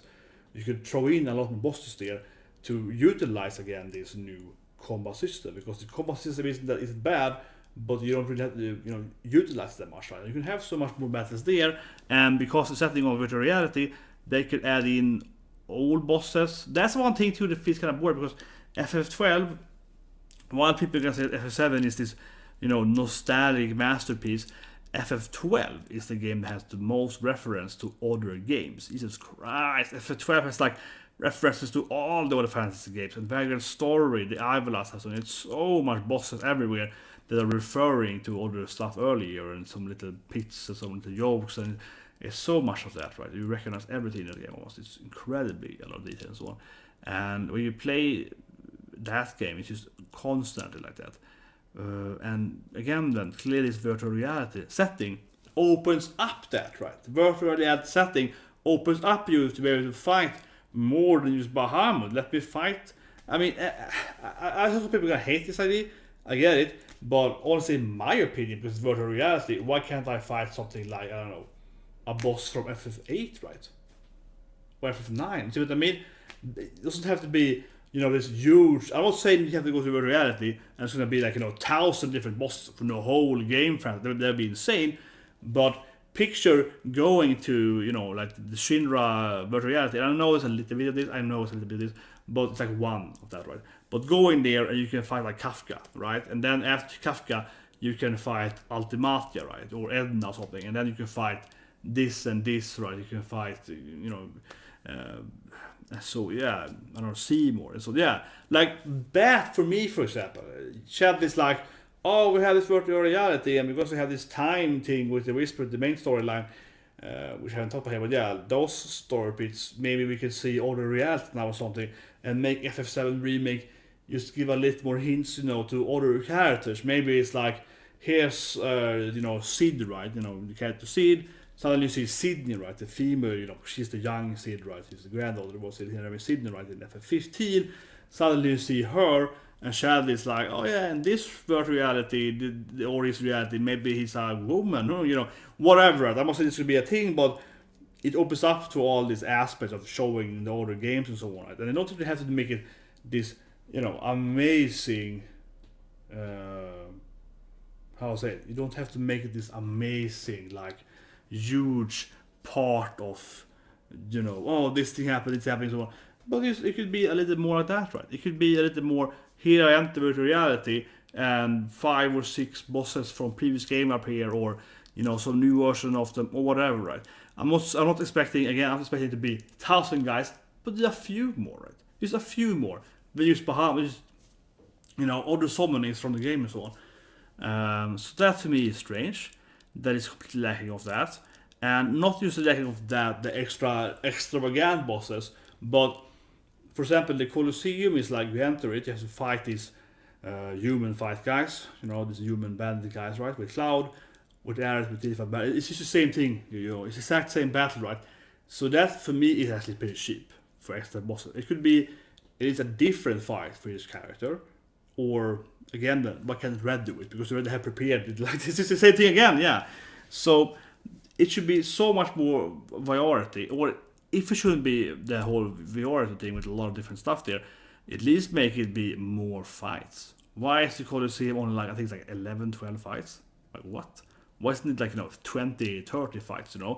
And this also reminds me of, for example, FF10. You have this, you hunt the monster, you capture the monster. That unlocks different like boss version of previous stuff. Why don't the Shinra have more of that? Why is the Shinra virtual reality a lot more like you can fight every boss in hard mode or like super hard mode or something like that? Yeah, like not hard but like super hard mode or something like that. Right? I want to fight the Scorpion, but he means like Omega hard mode. See what I mean? And which is more stats mainly and so on, right? So it's not even that hard to do. You can even look the same, or you should give it like a new skin, like this blue instead of red, yeah. But at least something, but nothing that happens in the game, and it is in the game, but it's very, very spare, right? It's very, very spare, and that to me is those feels pretty cheap, and also definitely doesn't add too much to the game time, right? And a lot of people say, oh, we can play hard, yes, but hard, and this is kind of strange, because I do like the dialogue, I do like the story and so on, but hard is like when I replay through hard, it's like I'm not skipping every scene. I am rewatching like half of the scenes when I replay in hard. When I go to the scenes again, right? But some of the scenes I am just skipping because I just want to get to the next boss fight. Yeah, I just want to try the boss on hard, right? So it's a little bit like, man. At the same time though, I rather just have the I'm replaying it on hard. Because I want to challenge, right? And I want to see if the boss is hard now and hard, right? Yeah. So wouldn't I just rather go to the virtual reality and just like fight every boss on hard now, and that's it. Much rather, I think I'd rather have that than having to actually replay everything on the storyline. Not because the storyline is so, bad or something like that, but it's because it's like some parts slightly tedious, and also because I am currently right now interested in being challenged by the storyline more than rewatching the story again, right? So it's kind of strange to me, and it feels again similar to Pokemon Sword and Shield, which got me extremely disappointed last year. But that game is worse, though.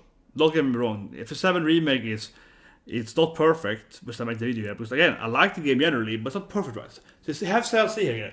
I'm not saying that the game is like 0 10, right? But I think there is a lot of obvious faults in the game, and I get tired when everyone's giving it 10 out of 10, right? Because to me, there's like a bandwagon fallacy. Everyone's so afraid of saying the truth, or people are just give it like 0, right? But then it's like entry, and I feel it's either very binary. People giving it 10 out of 10, or they're giving like, oh, it's the worst game ever, right? And they're very like, they just hate this, right? Just want, I'm not interested in that. I'm not interested in talking objectively, saying what could be better, right? So to speak. But Pokemon then, that was crap. No, but Pokemon is worse. It lacks everything. It has nothing post-content. It's just like you beat the Pokemon storyline, and then it's over. And of course, it's just, it's like there's nothing. It's a battle. It's just like it's not even the battle tower is weaker. There's nothing on that. That's not the video, but that is even stranger because it stops basically the game. Which is very unusual for JRPG, right? And I think in Pokemon in particular, though, the game went from costing, of course, half the price, and then into like costing 50% more as well. But they had less content, right? So it's really strange. At least here in this game, while the content is not, and I say that the content F7 is not like it's not super, it's not that much content. That's the issue, right? I think one thing, but it's true. Not that much content, but at least the content you have from like a graphical standpoint, so on, a visual standpoint, and a set standpoint is fantastic. It's like 11 out of 10. So where Pokemon is actually is like, man, the game is like crashing and lagging and so on. So it's also less quality content. So that is worse. But that being said, though, I think there is still true here for the extra bosses again, right? Most of the Colosseum and the Shinra is just repetitive stuff again and again. And that is really strange to me. And again, it should be a lot more. Anyway, last point then of this subtext here of extra content, the minigames. Man, where's the minigames? Okay, this could almost be my first point.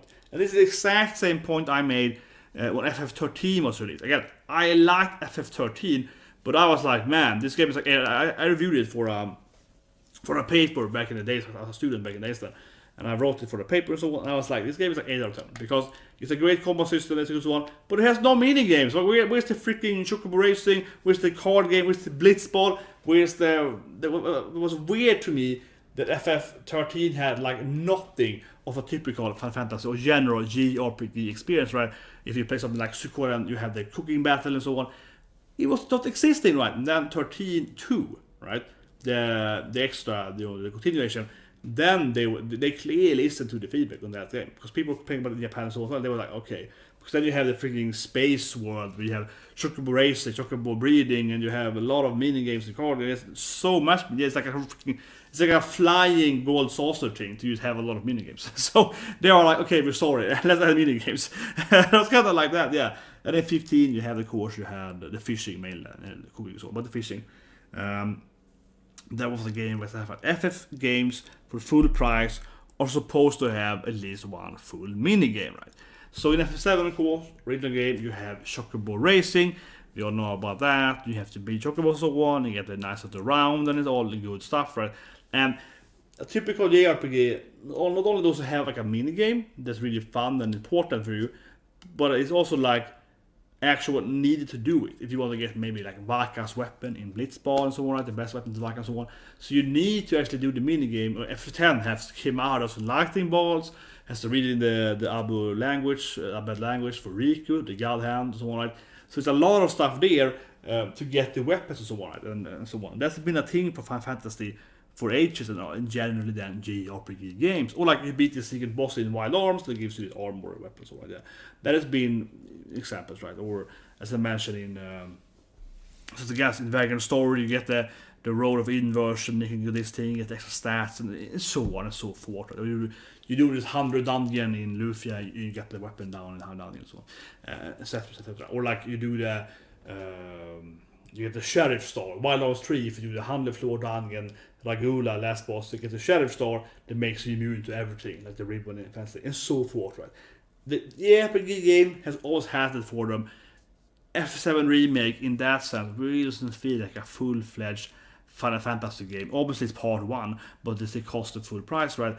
and it's not giving me anything. It's giving me the freaking pull-up stuff, right? Pull-up stuff, which is the hardest thing in the whole game for that matter. But the pull-up stuff is incredibly hard. Took like an hour. I hated that. Oh, that was so hard.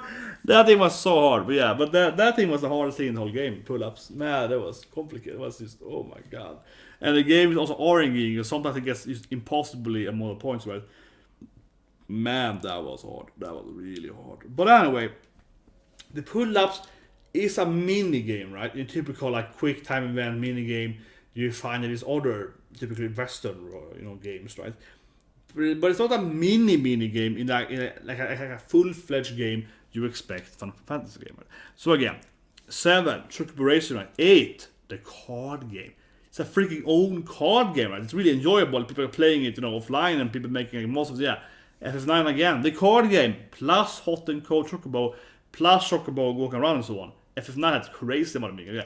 FF10, Blitzball, right? The Blitzball thing was amazing. It's a game by its own. FF10 too had the Blitzball managed thing. It was actually pretty funny, but it was obviously like a way worse version than FF10 had. But also like the coin game which they play in the Masush. So it has some other, it had the coin game at least. So that's some other mini games. FF7 Remake only delivers on, like the squatting and the pull-ups and so on. And then a bunch of like interactive quick time events, I guess, during the storyline, pulling cable and so on, which are all like, they're just okay, they aren't, but not delivering on an actual game. The thing is that I think the pull-ups is a great example of, a mini game. I wouldn't say done bad, but not a mini game as in like a blitzball thing, because when you do the pull-up things, you do them until you beat him, and then you defeat the guy, you get the reward, and you're like, yes, I got it, I can pile and do something else, right? Yeah. And it's not really that fun, you just gotta do it because you want the item and you want the achievement, right? You're not really doing it because you're enjoying it. But when you play blitzball, you can play it either one game or like 100 games. And it's really fun, it's enjoyable. You play in the blitzball, you win some games, you change your players, you change your goalkeeper, right? And you play the next game, and you see what I mean, right? And so on. You gradually play the game over the course of playing the main story, and then eventually you max out, you got wacky stuff and so on, and you unlock some new characters and stuff like that. It's a really enjoyable game. Right? You play the card games, you find your new cards, and you find people to play in different cities, right? Different ruling and so on, and you increase your collection. You want to get all the 100 cards and so on, right? Yeah, it's a game by itself, and you never feel like I'm just playing this game to get the achievement. Maybe some people are, those people didn't have achievement, but still, if they had them today, you wouldn't necessarily be like, I just want the achievement. But when you do the push-ups or the pull-ups, it's purely just, I just want to get this freaking shit done. Yeah, it's not enjoyable. It's just kind of hard and so on. But yeah. That being said, though, that pull-up thing again isn't really comparable, right? Because that's what I mean. It's more like a quick time event stuff. You do it once and you get your reward. It's really like a game, right? And these other systems are much more mechanics, right? You have, for example, you building chocobos and the different abilities, or I guess stats more than abilities, depending on the color. But the FF10-2, for example, FF13-2, when you build chocobos, there are actually different kind of monster types, the different abilities and so on. So the F32 is like an advanced version of F7's chocobo thing, and so forth, right? So it really is a shortcoming of a full-fledged, at least full-fledged cost-wise FF7 game to have none of the typical mini games. And I feel that's like a really lame thing in the game, honestly, because they really could have added something like a card game, right? You're playing the card game with your kids in the slum, and it really wouldn't like interfere with the main story, right? Because like you get to the slum, set to the sector, this sector here, or they have this card game. Cloud plays in a mini quest with the kids, right? With like Tifa, and then he likes to get he plays the card game. Then he meets aerith, blah blah, new kids. They're like, oh, you play this card game, right? And then you get then you get to some other the world markets or whatever, right? You get It wouldn't be that many people to play against, but then you meet Kyrie, he can play. You get a point where you meet Leslie, can play. So you can still have that card game experience being there. Yes, it's less NPCs in total to play with, so most of them will have to play against you. Where in like FF8, for example, only a few could play, but there were one per city instead, right? So more cities. So that is true. It wouldn't be as like a little bit more intense per area, but definitely it would work. And then eventually, when you get to like the Shinra building, you can also play with people there, right? Of course, you can talk to people at Shinra's office when you get up there, and there can be a lot of different people playing the card game there, for example. doesn't have to be a card game. It can be any other kind of board game. It can be a coin game, whatever. Also, the point is that they could have easily, but from like a story aspect, they could have easily included some kind of board game in, say, in the game world, right? That Cloud would unlock when he's doing the quest with the kids, right? For example, when it happened to the kids with aerith, with the orphanage thing and so on, like the poor children stuff and so on. You could have the thing, Marlene, of course, Barret's daughter. You could introduce him to this, card game or whatever board game and so on, right? And then you have a mini game there with different stats, different cards, or different figures, whatever the game works, right? And obviously, I wouldn't want the exact same as I have 8 or 9, but something similar but different, right? With some new cards, and of course different cards, maybe with the characters' faces and the summon and so on, right? And of course, if you do all the card stuff, you get some achievement, you get some items, you get a point, maybe a weapon and so on. You get a point, right? Yeah. And it doesn't have to be the most advanced stuff either, but because the game has, and some people could say, oh, but that will increase development time and so on. It really shouldn't, because the development time here has been for years, right? And when you make these games, and I have experience, of course, working with kind of games, and this game, when you make this stuff, right, you normally you have like one or a few people doing those mini games, like one designer, 1 or 2 graphics writers, one coder. It's like a sub team, it's like it's not a full team. So what you would do is probably have like a sub team of a few people working on that thing for 7 remake, and they wouldn't do anything else basically. And they probably wouldn't work, of course, the full length. It would like maybe like a year or so, right, at most. And they would make it happen, right? You don't need to have 20 people to do that kind of mini game. You need like a few people to make like FF8 card game is like 3 people making that game basically. So you need to have 3 people doing it, and it feels then strange and budget reasoning, or actually just kind of cheap, that they haven't explored anything like that. And I really mean it, because it didn't exist anything like that in the original game. But the original game, of course, you left Midgard, you got chocobos, and so on forth, right? And you got some other mini games, like mini games, like quick events. You got more stuff of that later on as well. So there's no reason to not have that comparing.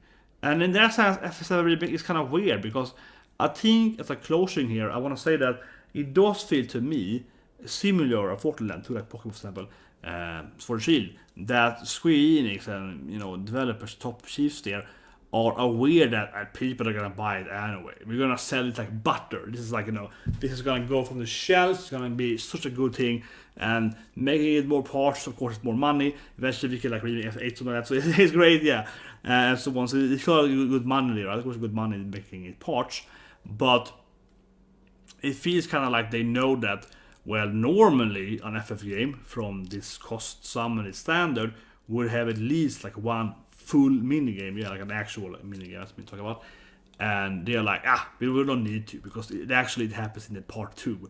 And so I was like, but would it be people want that, because we had it in 15, the fishing and this thing, and they're like, but we actually have it in Midgard, but we probably won't get too much complaints about it, right? That is to me really what happened here. They probably, I also think they're fully well aware, at least because the minigame, seriously, that what I know from my insider, but I think they're very aware of that, JRPG games, especially their own Final Fantasy, the brand Fantasy, is known for having like a blitzball, like whoa, a game in a game is really fun, right? They're very known for that, but I think that they really see like what I know.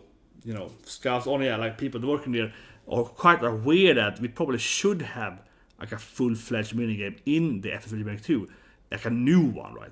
Unrelated to Chocobo Racing, a new one, like I call it, an unrelated one that fits in the slums that the children play. Fits perfectly there. But the boss saying that, well, we probably should have that for the franchise and typical F7 year in general.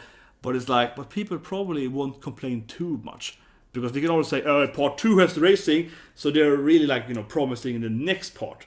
Of course, people are probably going to... That I think also, though, if part 2 doesn't have like a really, good Chocobo race system, and also more, gold saucer, mini games, and what, that people probably get really angry, honestly. I think that people piss off that. Because F13 then, for example, had a lot of bad feedback overuse that. Not just the linearity there, but also people like, well, where's the minigame?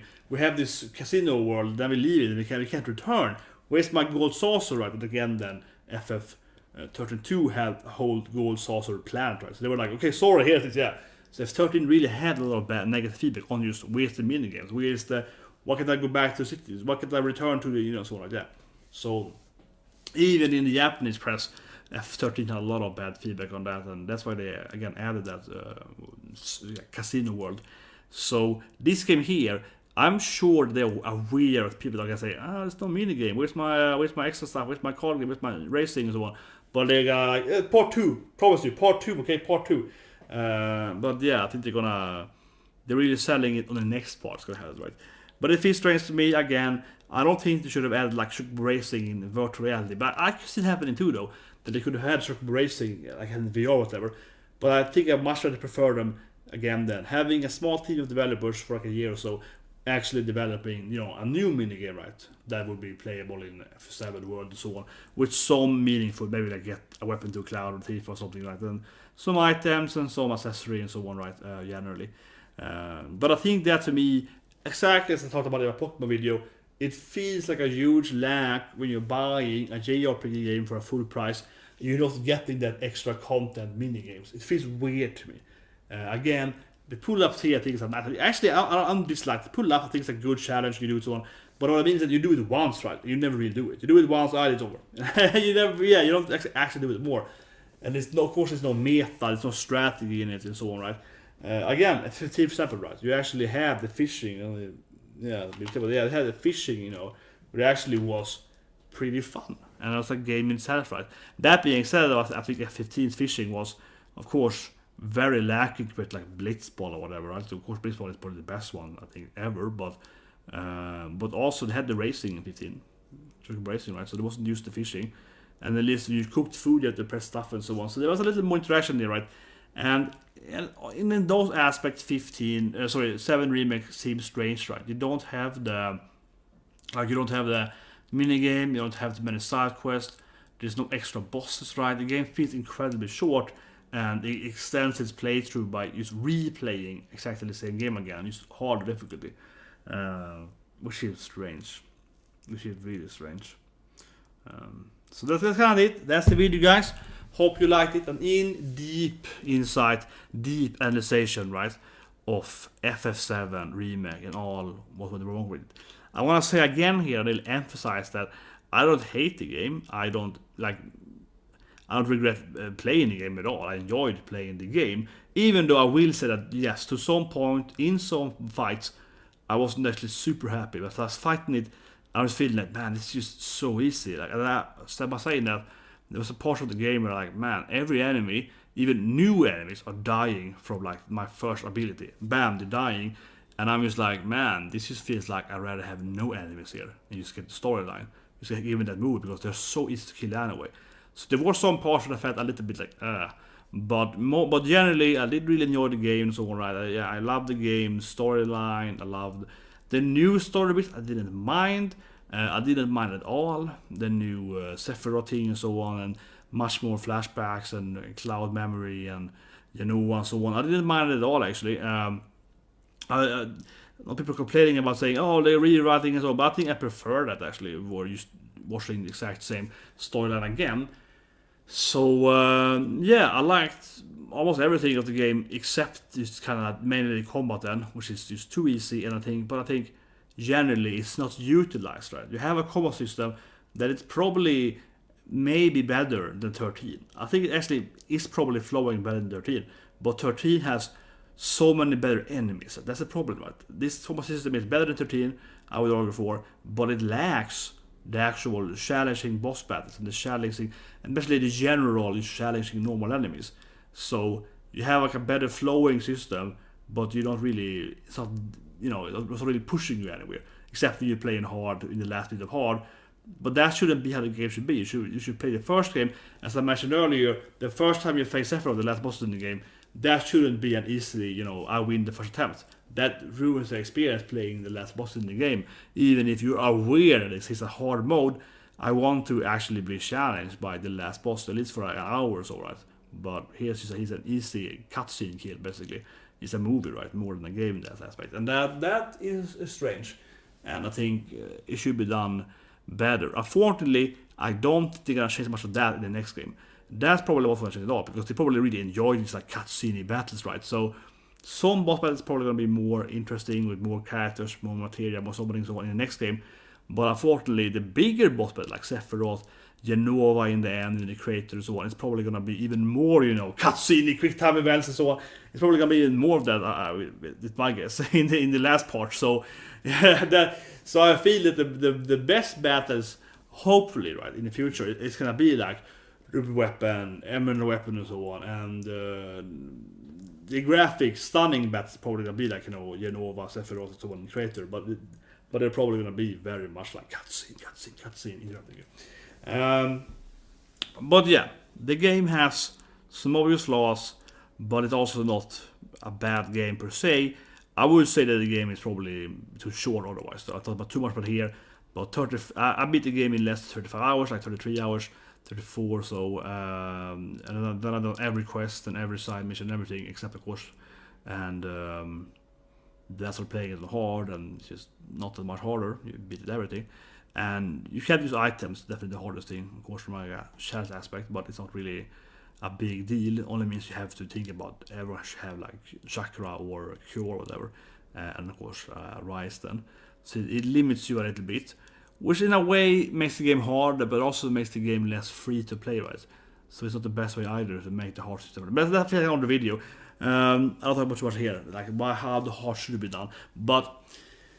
Yeah, like the game in general is good, but I definitely say that I felt that the storyline can be pushed. I don't see any reason for the game ending at, that amount of time, except you said we're leaving Midgard, here's the end now. But it really could have been, there's no reason for not being another like 20 hours or so, in my opinion, honestly. You just keep playing again a bit more, right? It feels quite short when you kind of get into it. That I would say is the last point, but I still enjoyed it a lot, what you got.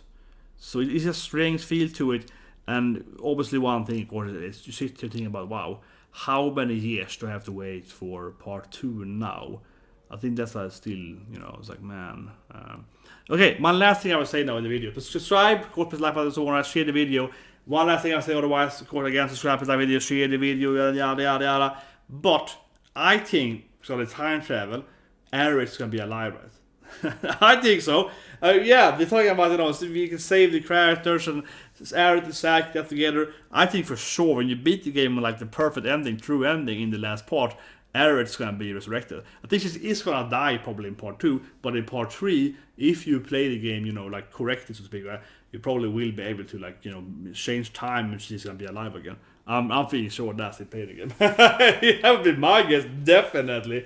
You can definitely probably save her. Come on, that's gonna be the part 3 ending.